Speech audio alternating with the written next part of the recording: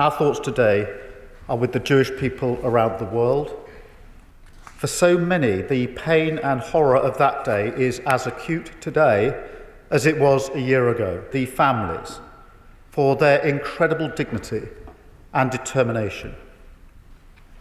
In the weeks ahead, we will continue this work, focused on 3 areas. It is hard even to understand the full depth of this pain. But what we can do is remember. What we can do is respect and listen to the voices that reach out to us at these moments. And what we can do, Mr. Speaker, is use the power of diplomacy to try and find practical steps that minimise the suffering on the ground and work towards that long-term solution, so that a year of this terrible and bloody conflict can never happen again. We stand with all innocent victims in Israel, Gaza, the West Bank, Lebanon and beyond. And we stand with all communities here in the United Kingdom against hatred of Jews or Muslims.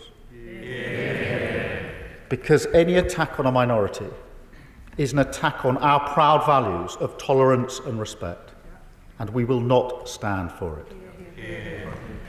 But make no mistake, the region cannot endure another year of this. Civilians on all sides have suffered too much.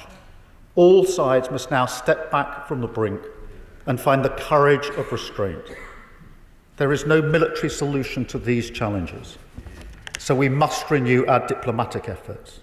So I say again, the hostages must be returned immediately and unconditionally. They will always be uppermost in our minds.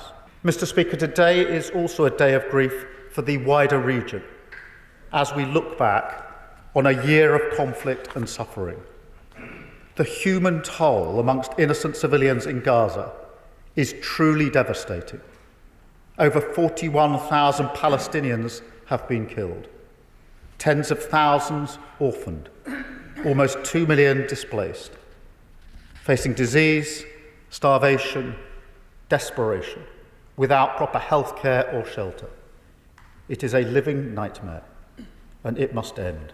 Mr. Speaker, with the Middle East close to the brink and the very real danger of a regional war, last week the Iranian regime chose to strike Israel. The whole House will join me in utterly condemning this attack. We support Israel's right to defend herself against Iran's aggression, in line with international law. Because let's be very clear, this was not a defensive action by Iran. It was an act of aggression and a major escalation in response to the death of a terrorist leader. It exposes once again Iran's malign role in the region